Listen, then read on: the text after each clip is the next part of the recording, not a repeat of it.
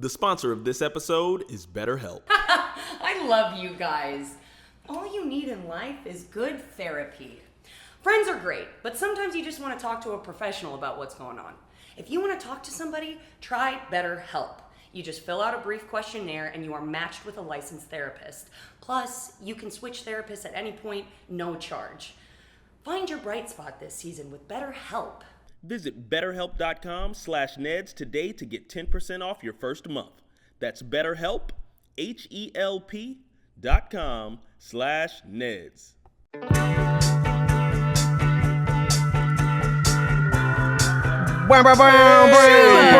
Woo! Guys, Back in it. it's a little hot in here. I'm gonna sweat through this episode. What about you, Lyn? I already know why you're sweating. Why? Because of the poop in your butthole. Oh, yes. Hold on. There's Hold that. on. What? It's the What do you poop's coming mean, out what? of his pores now. Right? What? It's not a euphemism. That's not how sweat works. When the gut gets stressed, the pores get dressed. I'm not stressed. It rhymes. It does Guys, rhyme. listen, if you can relate to me at home, our studio where we record the pod, there's only one toilet here, and there's crew, and there's us, and we've got a job to do, and I don't want to blow up the bathroom. And I'll poop when I get home. This is just like when I was back in school, and I wouldn't poop in school, and I'd poop as soon as I got home, and I don't want to talk about it. Dude, Deb, can I tell you, there was so much drama around the first season when, like, you wanted a private bathroom, and they couldn't afford it or give you one. So then you had to poop in the hallway bathroom every day. And I just remember you hated it because that's why you asked for it. Anyways. I vaguely remember that. Oh yeah, no, actually, Devon because- doesn't poop in public. Well, also, Devon don't like it. Don't poop also in there public. wasn't like a true private bathroom on Neds. It was Oh, like stalls with that you could Yeah. see. Like it wasn't. If it was a standalone room for everybody, I actually would have been fine there because it would be at a part of the set that's fine. Right. But I like it remember. was like a. I use that open bathroom all the time. Dang. Just to blow it up. Did somebody just fart back there? Well, no, No, I think it was the table. Yeah, Daniel's just pinching them off. making them noises. What did I do when I had to really take a dump? I remember I'd be really scared. Of course, you don't want to blow it up. You know what I mean? And this is just a single right there. I don't want to just blast it. You don't want your know? smells You know- wafting? No, you know what I'm going to bring for us tomorrow, though? What's that? Air freshener. Poo-poo-roo. Oh, yeah, that helps. Poopery. And I'll bring some matches. Sure. And the scent. Because also that bathroom is used. You go and do your makeup in it. There's clothes in it. We change. Like I don't want to blow it up. You know what I Right. mean? All right. Let's get to our rewatch. This week's rewatch is Best Friends, and I need to tell you guys. Normally, my recaps are like a small little paragraph of me saying like Ned did this, Moze did this, Cookie did this. That's the episode. This one is not like that. Oh, wow. I don't know if it was the substances I was inhaling or or I think it was just the episode was so dynamic that my recap is actually a journey that we're going to take together. Let's go, baby. Please interrupt me if you got any interjections, okay? The episode is Best Friends, Season 1, Episode 10. Great. A. No, 10B. Ned and Cookie are best friends, right? Obviously. Cookie changes the school menu to candy corn instead of Brussels sprouts. He hacks the menu because Ned doesn't like Brussels sprouts. Such a great friend. What a guy. Ned and Cookie literally wear helmets so that when they get bullied by Loomer and their heads conked together, they're fine. They're buds. And then Cookie immediately goes along to be a killer bee. Well, he's invited. Leaving Ned alone. Yes, he's was invited invited. by the killer bees and just immediately leaves Ned to become a killer bee and get a jacket. Yeah. And you finally chose Carlos Pena over me, and it hurt. Cookie becomes a killer bee douche, okay? Yep. Ned comes on real strong with Seth Powers to make Cookie jealous. And I'm like, yeah, all right, you're the best, dude. Later. Ned's lunch at one point literally crawls off the table. Yeah, from the intro. It was called the Chuck Chuck on MASH. Yes. And it got up and walked away. Why in that episode? It just happens. Like you and I are Y'all sitting just down to happen. lunch and we're about to have a conversation and you're like, oh, be careful of the Chuck Chuck mash. And it crawls away. We do this gag. Oh, where Do you Yeah, remember that gosh, robotic? such a It was good- like a robotic thing and Yes. it just spun, right? Yep. Yeah, and that Wow. is in the intro to Ned's. Like you see that moment where Yeah. the food runs away. And what's crazy is years later, I watched a movie that Savage Steve Holland, one of our favorite directors on Neds, directed in the 80s with John Cusack called Better Off Dead. And that gag is an homage to that. Oh, wow. Yep. They had that happen in that movie. And years later, I saw that and I was like, oh, this was Scott Fellows like giving an homage to Savage, who was one of our favorite directors. Incredible, right? Oh my gosh. Yeah, so that was really cool. All right, so meanwhile, while this Killer Bee Cookie Ned drama is happening, Moze has a plan to find a girl best friend because she's struggling with finding a girl best friend, which I think a lot of girls have gone through in their life. Not like knowing like where's my like girl best friend? I'm like, I've got all these guy best friends. Where are the girls and why? So Moze comes up with this plan to give everyone in the class a yearbook survey, which is actually just a survey of her favorite things to find who she's compatible with. Now, Doris Tremblay of the Huge Crew scores 100 on Moze's test. So Moze thinks they're supposed to be best friends. She goes to approach them. The Huge Crew just wants to talk about Ned, but they induct her into the Huge Crew. So Moze becomes denim-clad Huge Crew girl, okay? Meanwhile, Ned is trying to tell Cookie that the Killer Bees are up to something, but Cookie thinks it's Ned telling him he's not tough. Cool or smart enough to be a bee. Yes. Ned and Cookie escalate into a fight. Yes. New tip. Yeah. You had a line. We both, these lines cracked me up. So Fine, leave me at home with the baby. Yeah, so it's here. So I go, it escalates with Ned and Cookie, and I loved that we did this.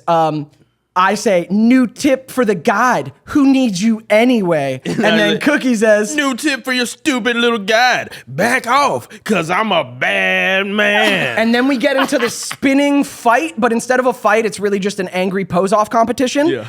And It's like Vogue posing. Exactly. And you're like, oh, you do not want some of this. and I'm like, oh, you do not want any of this. And then the other guy. And then the crowd is like, somebody hit somebody. Then I'm waiting, me too, us too, yells the class. The fight gets covered hilariously by our sports announcers, Willie Galt and Van Earl Jones. Yep. And then it gets interrupted by the Killer Bees, and they take Cookie away, and Ned has this funny line, fine, leave me with the baby while you go hang out with your friends. That was great. Just funny jokes, man. Turns out Ned was right. The whole time the Killer Bees just befriended Cookie so that he would hack into the school system to change their bad math grade. Cookie says no. They get aggressive. And even that tiny little girl Killer Bee. Oh, she's the deadliest one. She's just a little baby Killer Bee. Lot of venom a lot of venom in that little girl. Ned comes in to save Cookie. Now they're both trapped and going to be beat up by the Killer Bees, I guess, was the implication. Yeah. It got real intense. We do the old Ned's gag, which is, do you kids have hall passes? Which is a teacher coming into like a really dubious situation with children. Do you kids have hall passes? What was that guy's name? It was Adam Conway. Adam, dude. And he was Adam. your stand-in, Yep. too. Yeah. Yep. Great guy. It was Adam. Do kids have hall passes? Everyone holds them up, and the teacher asks no questions and walks away. So we're about to get beat up, and then Moze and the Huge Crew come in to save the day. Moze wonders how Doris aced her survey, and Doris explains that she copied all her answers from crabgrass. And Moze says, crabgrass? Susie Crabgrass scored 100% on my best friend quiz. Bum, bum, bum. This is the beginning of, them kind of being frenemies and that they're actually the same person. Moze quits the Huge Crew. And then the ending, which is so funny, Doris is telling Moze, you're all wrong for the crew anyway. To wear this jacket, you have to love being tough and love talking about Ned. And who could that be but Cookie? And the episode ends with Cookie joining the Huge Crew wearing the denim jacket and like gabbing with them about Ned. Then Ned ran into the girls' room accidentally and them laughing. So Ned gives the tip at the end that you should work out arguments with friends rather than fighting because anything's better than fighting with a best friend. And then because Ned was so chummy with Seth earlier in the episode, he kind of accidentally has to throw a party that night. And bum, ba-dum, bum, bum. The episode ends. The sponsor of this episode is BetterHelp. It's the most wonderful time of the year. The holiday season is almost here. I love the holidays, but they also bring up some very complicated feelings around my life and my family. Maybe you get that. It's natural to have feelings of sadness and anxiety around this time. But starting something new and positive in your life can help counteract those feelings. Therapy can become a bright spot amidst all the stress and changes of life. Something you look forward to make you feel grounded, and to help give you tools to help manage what's going on. So if you're thinking of starting therapy, give BetterHelp a try. It's entirely online, it's designed to be flexible, convenient, and suited to your schedule. Find your bright spot this season with BetterHelp. Visit betterhelp.com/Neds today to get 10% off your first month. That's BetterHelp, HELP.com/Neds. It's our episode. Wow. What a journey, That right? was a beautiful one. Great synopsis. Yeah, What a well journey. done, well done. It was Love hard to brief that one up. Like a lot went down. A lot went Really? down, yeah. Yeah, really, it did. It was a good time. Okay. So well written too, like you're saying, just all those moments, them writing in that gag from the other movie. The relationship drama for like Cookie and Ned, us with the baby was another big like little trope that was around. It was great. That alternative couple thing just like, it just felt so natural, not pushed, not forced. There was no agenda like behind saying that. It just was a great gag. Fun and hilarious. Yeah. Yeah. What have your experiences been with best friends in real life? Who do you think your oldest friend is? Ooh, friends are tough, but they can also be beautiful. No, I mean, as I've gotten older, friends, that's not a term to just use loosely. I'm sorry, no, and not referring to you guys. I really like you guys, but we also stay a healthy distance away from each other. Hey, I gotta be honest. Dude, but friends, I really like you too guys. close. I really care. You guys are awesome. Yeah, like you guys are At great. a distance. No, I'm joking. I love you guys. You weren't kidding. Shared experiences are amazing. I love Yes. shared experiences. Here I go again. But Yeah, you did this on Anthony Padilla's pod. You're like friendship Friendship. is a nice thing. Lindsey and I are like, it's been so healing to be with each other again. And Daniel's like, friendship is a word. it's a word that does exist. No, I'm sorry. I have to tread lightly because friends can, they introduce you to really awesome things, but they can also they can introduce you to some really poor decision making and True. just bad experiences that you otherwise would have avoided. But also that is life, existing in a society, acquaintances or friends. But the first friend I think ever, probably I think of my mom. Then I think of my dad. Then I think of my brother, which is a more, that's More equal playing field. Yeah. field, so like my bro. But then my homie Billy, he's like the first guy that pops into my head. Billy's a great guy, like a brother to me. And then like my cousins and stuff. Wow. I think I'm just naming stuff off. No. I love that it's a lot your family. I don't exactly feel that, but that's so, that's just lovely to think of. Yeah, all the other friends that I kind of acquired, there were like moments where it's like, oh dang, we're getting a little too close and we're trying to pool all of our desires together. And it's this like herd mentality that I do not agree with. And I don't want to find myself in some crap because I'm gravitating towards your desires. Well, and you will become like the people you you hang spend the most time with. You will become like the people you spend the most time with. Like, Jesus, learn that. It will happen. Yep. Yeah. My oldest friends, like I've gone through so many phases of great friends, and even some that are very distant now. There's a lot of people I still consider close friends, even if I haven't talked to them for years. There's people that I know, if I saw them, love you, dude. How are you? What's up? But just like our lives are so far apart, like especially coming from Georgia, I had a whole friend group in Georgia that like was really beautiful, like really close friends back there. But I just don't keep in touch well. Actually, a couple years ago, I had to be in North Carolina for a wedding for my cousin, which was great. And my old friend who you knew, Clay.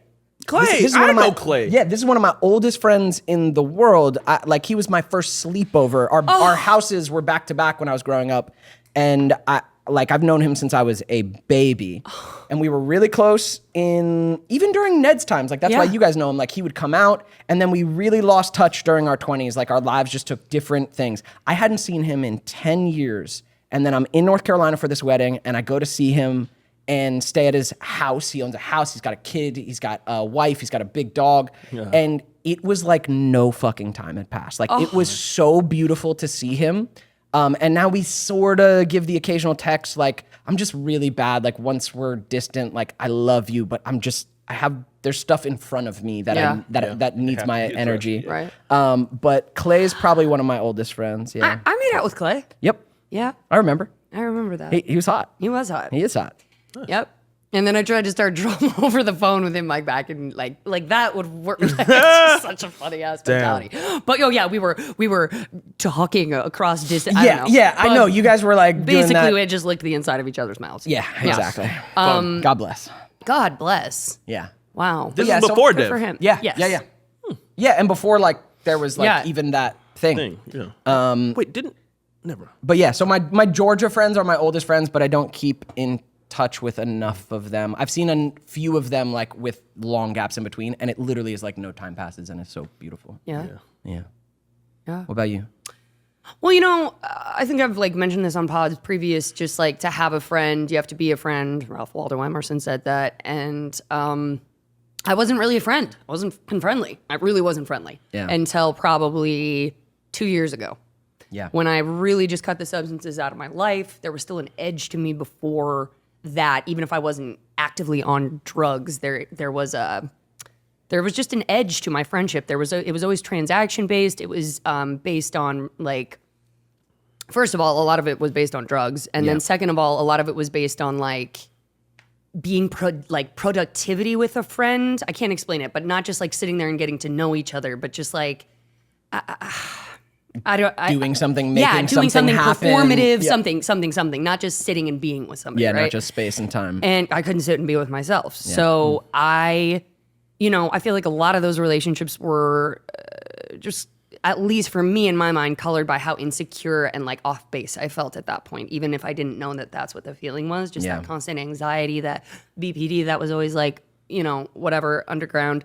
But the people that I connected with were actually, they saw me through my darkest times, and they also were a reflection of my darkest times. And those are the people who were my best friends through my 20s, because had I not had any hands to hold through that darkness, I really don't know where I would be. For sure. And the people who did, my friend Spencer and yada, yada, yada, it's a bunch of people just came in at times when I needed them. And it was really just a one-on-one experience I would have with them for maybe 2 years, whatever, da-da-da-da. And it was just really intense, right? There was no really outside whatever. That's how I would be with everybody. And then, out of sight, out of mind, would not share my concerns. I wouldn't talk out any of my life. Like, it wasn't a friendship. Like, I wasn't sharing anything that had happened in my life. It was all drug talk and addled and this kind of a thing. And so then when I actually got a friend, it was actually really hard to learn how to, like... Be a friend? Yeah. It's actually really hard to take other people into account in a way that you care about them when they're not in your sight, and you actually care to do the kind of job you do for yourself for them. I mean, I've always wanted to do that for people, but not in like that friendship way where it's like, yeah, I care about you and it doesn't matter anything that happens on the outside. Like, I want to do this for you. Like, I would do it for myself. Yeah. And that's the first time I experienced that was like in my 30s. And, it took me a lot to be vulnerable and open with friends. Like, it was a lot of like yelling, and my girl, Alyssa, she stuck with me. Yeah. For better, for worse, I just needed somebody to stick it out. Yeah. Look at me, I'm sweating. It'd be like that. It's hot. Don't worry, it's warm. It's hot in here. I don't blame you this time. Okay, good. Or So my yeah, poop. she definitely taught me how to, show up for myself and somebody else. Yeah. Yeah. It sucks. I really can't wait until like I can get a little further on my narrative of being a healthy person, but I just feel like all of my experience to date is really tied up in, just not that long ago, all this darkness. Like, I'm literally just stumbling out of the woods of it. Yeah, you're still coming And so it sucks that all these narratives feel so, hopeless, but they were, because they were leading to a shitty time. Better to be 10 steps out of hell than 1,000 going in. Yeah. For real. Yeah, baby. real. No, and that's Yeah. that's part of healing for a while is it is in relation to like when you're healing from a breakup, like life is, you can't help but reference that fucking time you were just in. And then another stage of healing is actually when that actually starts to feel more distance and you're not always relating everything to Always that, relating you know? everything back to that. But that's the natural progression. So what I hear you saying though is that Daniel and I are your oldest friends. That's what I mean. Yes. That's exactly what it is. This is great. That's what I hear you No, saying. but for real. What a blessing. You guys, I'm getting really hot. I don't know.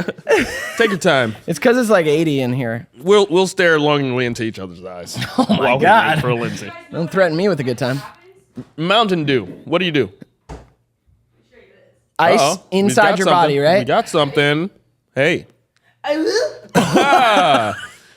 Those listening on the pod, Lindsey just put an ice pack between her legs. I said, go to Her the labia. source. Go to the. Labia. She just put an ice pack. I'm gonna be honest with you. You go to the source. You get cool from the core. You're good. That's how you do it. Yeah. You know, Cool you from could the also core. like back of the neck where the blood flows. Oh baby, but That's an this- option. This is way cooler. this- No, I get it. Like a nice ice pack on my balls. Top tier. Oh god, Top tier. It's so nice. It is so nice. Do you guys ever use like ball wipes? Ball wipes.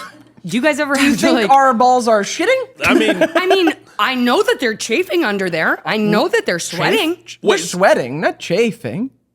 but They've gotta wipe them chafe to prevent sometimes. chafes, or wipe them because when you poop, the little splash that will Well, hop up on your that, but scrotum. also just like if they're sweaty, like your sweaty balls. Oh, to wipe them? Specific, Yeah. like a handkerchief Yes, for your balls. for your balls. No, I don't have one of those. Really? Because women have been marketed summer's eve little wipes I've that we been- gotta clean up. But your stinky ass cocks. We've fucking fine. We've been marketed it. Yeah? Yeah, just- yeah, I've seen like man wipes out there, but like, am I gonna buy those? No. No, I'm not. I don't think I'm wealthy enough to buy man wipes for my Just balls. like, nah. I barely wash my face some of the time. You know what I mean? So you're telling me? I shower my balls. Okay, let's say that you're going to hook shower up with a works. girl. Do you go in the bathroom and just wipe your dick off real quick? If you haven't showered all day and y'all are hanging out and it's like a I the just spur of the shower. moment If I thing. wanna like shower, that's what I shower mean. time. Like, if It's I shower time. know, you know, some But if you fornication is going to don't- occur. but if you don't- I'm gonna shower. But if you don't, and it just springs upon you, and you're at her house, and you just go and like sprinkle it on, and you're like, oh, If we're springing it on each other, then we're just springing it on each other. You know what I'm saying? wow, wow. If you gotta wash them balls, I think you're a pretty filthy person to begin with. Honestly, that's it. Like if it's gotten so intense down there from the time you shower. I'm telling you that these lips. if you're just listening on audio, just go to the YouTube just to Like, watch the to see her face face. Lindsey was just making. Good What Lord. do you mean? Like, if it's getting that bad down there that quickly, like, you know, do better at cleaning earlier in the day or see a doctor. Get another occupation. See a doctor. I don't know, cold. man. Dang. And also, look, you're right. Like summer, like there's some swampy Oh, yeah. swampy weeks where Right. I would just like, no, I'm gonna shower. Yeah. Like I'm gonna shower. You Yeah. know. yeah. It's been swampy all day. I'm gonna take a cold shower. Then we'll touch each other. Right. Right.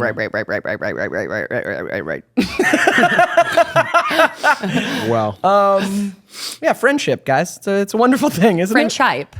Yeah. It's really cool seeing what friendships kind of cross that threshold into like I got you. Like even if I don't see you for years, know you, love you, like got you. You know. Yeah. Yeah, it's cool seeing those transitions. Yeah, I love it. I think I'm. What do you call that? That's so funny. So I like to feel like, and I can't even find the term. This is terrible, and it's the most simple term. But I'm very. What do you call that when you love someone over a long period of time? It's not honor. It is Monogamy? no. And I'm gonna sound so stupid when this word comes to. Oh, loyal. Oh my God! But Listen, I it's feel late. like It's Jose ain't loyal. You know, I'm a very loyal person, and I'm all about shared experience. And if I share shared experience with someone from like my developing years, like, you know, like formative years, then that just means so much to me. And I want to see your story as well as mine just blossom into this beautiful thing, you know, so whatever way I can help my good friends reach their goals, that's my way of expressing love, I think. Yeah.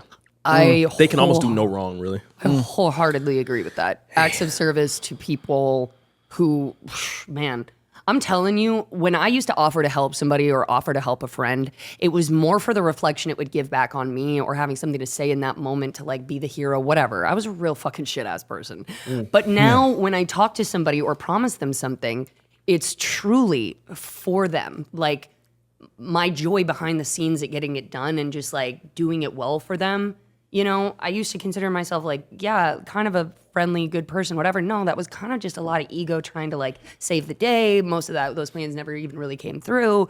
And now just being intentional with people is so intimate and lovely, and wanting to be intentional for somebody other than yourself is like, it's the greatest feeling. So yeah, I agree with you. Just helping friends achieve their goals, doing anything I can to hold space for them to like reach their full potential.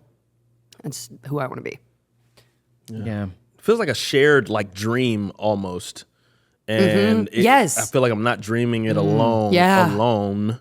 So, you know, I'm responsible in some way to at least be a shoulder to lean on as, you know, the other people in my community are striving. Yeah. Dude, that is what it is too. Like, that is life. It is a shared dream, and it's so much better when you have people you can look over and love taking care of, and that you trust, like, kind of have good intentions for you and see you in the right way. The times in my life where I've been the most isolated definitely have not been the most fucking joyful. It's like, it's joyful when it's a shared dream, when we're all kind of doing it together. This thing you guys and I are doing, like, it's beautiful. It's so enriching because it's not just in my fucking head, me like struggling at life or dreaming up my own little dream. Like, this is a collective dream we're having, and fucking, it's so beautiful, man. Yeah. Yeah, it's important to do it together.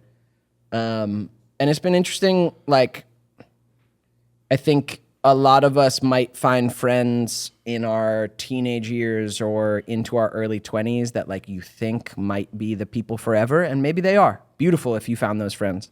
But sometimes those friends actually need to shift. Like, sometimes you really do change, and your priorities change, and just your energy changes, and no necessary drama, but, like, recognize if you're changing and that you actually need to, like, go find people that match that, you know? Yeah. Like you, like, you're not keeping the friends that you were in, even when it was so intense and good, but in your dark times, like, you're not keeping those. You're not keeping that around. You know, and it's kind of painful to be in touch with people from varying stages of recovery that you've known and who you really solely knew as that. Yeah. Sometimes it's a little triggering and sad to check in on somebody if they're not, you know, sort of doing well. And I've confined myself defaulting back into all of this glamorization of these dark memories and dark times, right? And when you're recounting them with that person, when this was everything for you guys, this time together, and like it past that time in your life together, thank God. Like, but that sort of has to go over here because that energy is still so alive in each of us. And I'm not sure on the recovery journey, if we're recovering at a rate that can be helpful for one another, you know? And it's just, while I don't think it's impossible to be friends like that, I am not seeking out those, you know, those relationships again. Most of them are not good, and the others are just kind of where they are. Yeah. Because you don't want to trigger a regression back into no, that and for while the I both don't, of you. exactly, exactly. and that's the thing. Like knock on, like I pray that it would never be addiction, but like just getting the addiction triggered, as in the symptom that made you go drink, just the root problem, getting that triggered at all. While I don't feel like I would go drink, that mindset is like, I mean, it's crippling. Yeah. So yeah, I had a cool thing with like a friend group. Where when I was going through some of my hardest times in the last X amount of years, like my parents getting divorced, all of that, like man, I was so grateful for my friends because so much of it I had to process alone. Like there was nothing anyone could do or say. But even couple months, like I went through my parents' divorce. I went through such a fucking huge breakup. I was running out of money, like grandparents dying, like back to just all this shit happening. And through all those years, like having a friend group, and I have friends that like I love and I trust and I just feel safe around to be all of me. And so going through those times and having a group that like, even if we weren't talking about my shit, but just being able to go be in a space, because again, my family had fallen apart, which was like one of my most grounding spaces in my life. And then being to go around these friends who like I know have my back and aren't trying to fix anything, but I could just go and like just be around and know that I'm held in whatever fucking state I'm in and that like they got my back when I'm ready to get better or not. Like it definitely made me feel closer to kind of the friend group I was around at that time. And Theo being one of them. Theo and I's friendship is and was like so fucking grounding and helped steer me through such a fucking turbulent time and like really find myself because he didn't need anything from me. He wasn't trying to get me to do anything. There was none of that. There was just like love and support and like, hey man, like you got it. And let's talk through things when you need to. Like it was so safe. And man, I cherish that when you can find that with someone. And I feel it with you guys. Like there's a level of safety I feel. When I was a younger man, I would offer my trust to everybody by default, like full trust. Not anymore. Now I offer kindness to everyone, but not trust, right? earned. Like now I watch, who the fuck do I trust? And there's an energetic thing that I can feel and it's gotta be earned to some capacity. And now there's people that I'll be kind to, but I will never trust. And then there's people like you guys where like, my trust You'll trust but never be kind to. That's exactly right. Yes, my friends I can be the meanest to because we're safe. But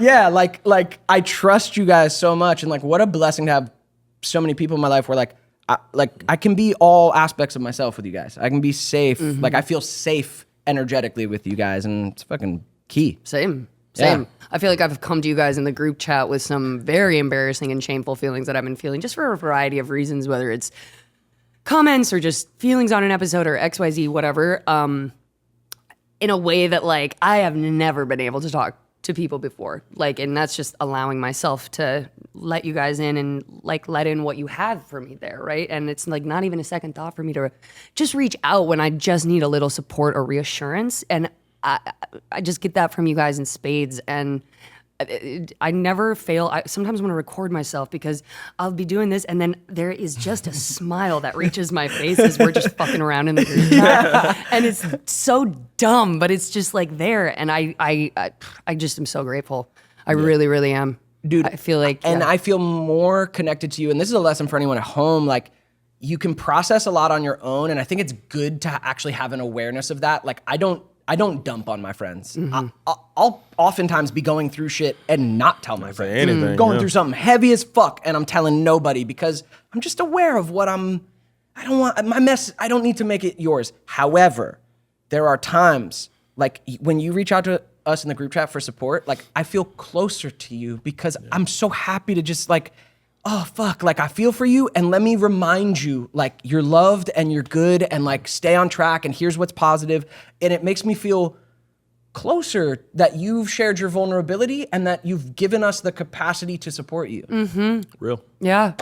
That's what I think people don't understand. It's like letting people in is giving them this opportunity, this unbelievable opportunity that you can't really replicate in any other way, but to be of service to you in a way that matters. You're not doing Daniel. this work 9 to 5. Like so much of what we do is so impotent, you know what I mean? But that stuff, like it matters, you know? Yeah. Let it out. Yeah, you can give us the it out. opportunity to Yeah. support you, Yeah. Daniel. I've been getting better. Yeah. I've been You getting really better. have. You have really been getting so much You really better. have. I just love like I love the homeostasis, you know, and the fact that friend groups can be a place where people can be comfortable. And so for me to come in with a big splash that's going to ripple, you know, and cause these waves in the, you know, still waters, sometimes I'm reluctant to do that. But I do feel comfortable enough with you guys when something's really weighing on me to just pop it in there. And usually I'm going to pop it in as a joke. I'm going to give you some anecdotal experience that I had and then just say, oh, what crazy, right? And Daniel literally fishes for support like a man without a fishing pole. I mean, Do you know what I mean? A blind man with no fishing pole. Dude, Dang. you've done it on this pod so many times where you drop like the most like also got serious 51, part. 51. Oh, yeah. And dude, your face when you drop that, you're like, by the way, I've been in the psych ward.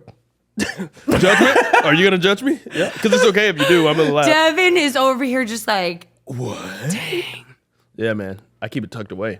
I know you do. Yep. And I also love and respect that part of you, like, because I get that, like, there is a line between like being like healthy, open, and good, and being too open and messy and dumping, and your energy is Okay. Hey, we found a nice little balance. It's like, you can stop there, Devin. Great. All right. stop We're right there. all working on it, Devin. Oh, my God. No, you're great. You're great. I'm not talking about you. I mean, Maybe. hey, there's different sides of the spectrum, but it's all needed sometimes. yeah. You know? Yeah. We're finding our place in this world. Yeah. Finding our place in this world. We gotta find a way to drop that into every episode. Got to. Finding our place in this world.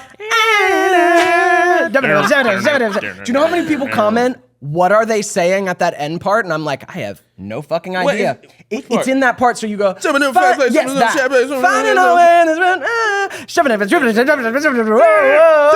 Those last sentences. I don't Why haven't know. we ever just looked it up? It's not a song that's really out there. Harrison made it. Harrison, I think, was our Harrison, guy yeah. Well, scoring. if we know he the- made it for the, so Cool, it's Harrison. not like the lyrics are out there. Yeah, but if we know the writer. We should call him. We'd probably have to ask Scott for Harrison's info and then get it, but we could probably do it. Let's do it because I People want to know. I want to know, too. I really want to know. What if they're just doing that? in this world. Okay. He could have been just doing that. Dude, what is up with these sign language interpreters? Oh, and the ones who have been many. caught faking, right? Yes, that's Dude. awful. There are so many. There's something throwing Could gang you signs. imagine taking a paycheck and then just being there? Who's vetting you? Exactly. That's my question, is who is vetting this person? Who's hiring this person? That has to just be a joke. Doing the Macarena up there. I could see Daniel going through a hard time and starting this business. Oh, tomorrow. Oh my gosh. Sorry if this is triggering. I want to ask about a part of male friendship that I found when I started exploring with drugs. Was the couple times I've dabbled in a psychedelic love upper. Tell me about it. Like the few times I did that, and I would be around like my guy best friends.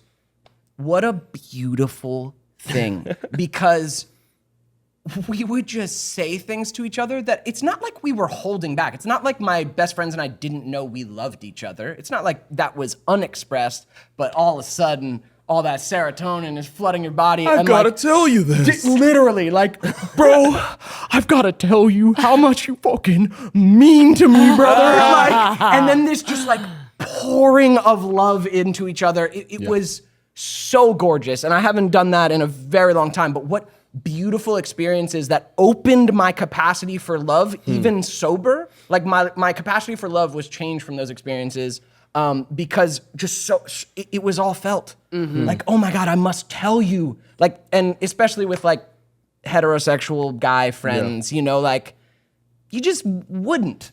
Yeah, no, yeah. For what? You just fucking wouldn't. It has otherwise. no place. But then when you're at that rave, bro, Wait. no, they have those effects. Daniel, have you ever done ecstasy? I've been to a rave. And I've eaten things that were handed to me. And I do is know that what you're talking about. I do know what you're talking about. You want to tell everyone how beautiful they are. Wow. You know? Yep. It's true. Yeah. And more so just like how thankful you are. Like when it's that, like, yeah, I'm thankful for you and want to tell you because I know not many people tell you this unless you're at a rave.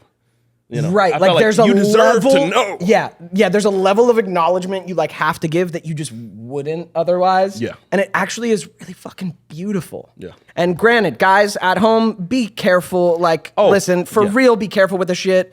Lindsey can attest to it. Yeah. It's a slippery slope, It's guys. a slippery slope. It's a Be slippery careful. slope. Take care of yourself. Stay hydrated. Stay hydrated. Like, don't be a fucking idiot. Don't be with unsafe people. Like, all of that, like, for real, there's such disclaimers around these substances. However, I love that MDMA is getting closer to FDA-approved PTSD therapy. Yeah. The level at which you can look at any part of your life and feel a loving acceptance for what is can change your life beyond that experience on the substance. Like, and that's what I experienced in my own way of just like the handful of times I did it, like my life was changed for the better sober after it, you know? Yeah. Because all that love you feel, you go, Yeah. oh my God. Yeah, you lean into the positive emotions. Yes. Oh my God, I'm so grateful for this. I'm so grateful for that. I love you for this. Yeah, what a beautiful thing, man.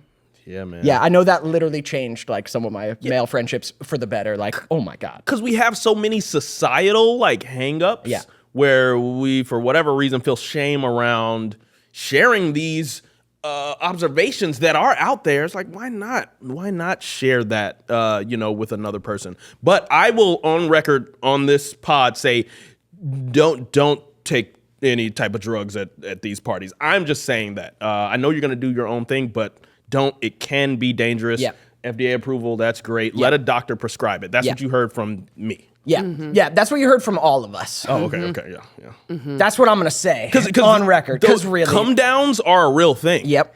They're awful. Yep, and not everyone's brain chemicals are ready for all that. No. Some of us are, some of us aren't, and you just don't know. So like, yeah, really be careful of that shit. Yeah. I just know I've had my experiences that I'm grateful for, but also because of how intense those come downs are, like I haven't done it in 12 years. No, yeah. But I'm sure you're right. It did open you up to removing some of those societal blockages that have been forced on us, and we're not aware of them. So sometimes those psychedelics can make you go, wait a minute, why do I think this is okay just because of tradition or because this has been jammed into my brain by the society or the family that I'm in? So yeah, it can be enlightening. But guys, be careful out there. Are we ever gonna shroom together? I don't know. That's still part of your sobriety? Because mushrooms aren't an addictive thing? For my program, Yeah. that is something that I do feel that I will do at another point in my life. It's not just that I didn't feel like I struggled with those, because I did feel a reverence always for that. But it's just not a drug that I feel like, for me, it was never to abuse. And I know like, you can't, your brain. Right. And I know it's like literally that has helped some people with Yeah, their addiction exactly. issues, is like it's cleared things Yeah. up. So yeah. And it's not like, I know I'm not jonesing for it, I don't want it, but Yeah. like I invite it into my life, and I think it would be really Yeah. interesting. I don't know. Maybe Me at too. some point we'll see if Yeah. it opens up. It would be Yeah. wild. It's in the universe. It'll be wild. Cool guys. Love you. Tips. That's our Tip. show. Oh, Tips. Tips. Tips on best friends or anything we've talked friends. about. Like I said, to have a friend, you have to be a friend. So befriend yourself before you can befriend anyone else. Hey. You gotta be your own friend before you even know what you're doing with that group of friends. That's facts. I'm going to say, just because I just want to soften some of what I told people. Drugs are not your friends, and they're stronger than you, okay? So just be aware of that.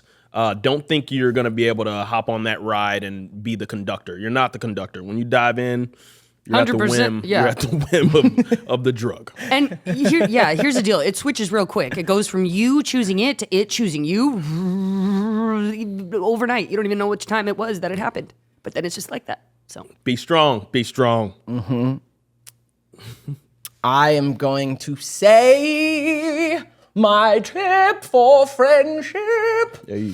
I'll just repeat what I said earlier, is you will become who you spend the most time with. So be someone worth spending time with. Right. If you're not that, make yourself it, and choose the people who you want to be like. Like, choose similar values. Choose people who, like, you're like, yeah, I want to be on this shared dream with. Like, I want to dream with this person.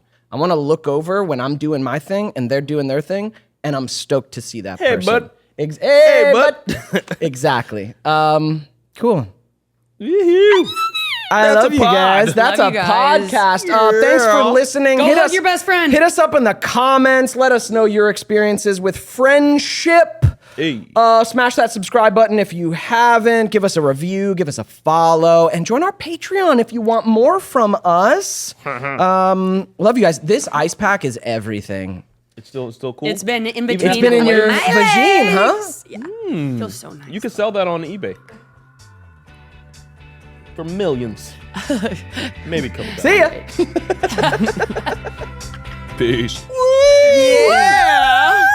Thank you for watching this Thank week's you. episode, and thank you to our patrons. Yes. Patreon.com/NedsPod. We part. love you. We do bonus content, live streams, and you guys help keep this show going. If you want to join, check us out. Yes. And big shout out to our super friends.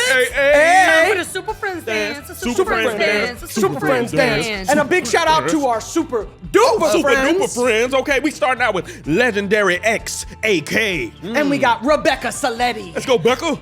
And Eve. Thank you guys. We love you. Super friends dance. Super friends. We'll see you on the live Super stream. friends. Thank you, super duper friends. Back it up. Yeah. Hey, thanks so much for watching this episode of Neds Declassified Podcast Survival Guide. If you can't get enough of us in your life, go over to the Neds Pod Clips YouTube for shorter content. And if you really can't get enough of us, go join our Patreon now for exclusive bonus weekly content, live streams, all that. We'll put the link in the description. See you next week.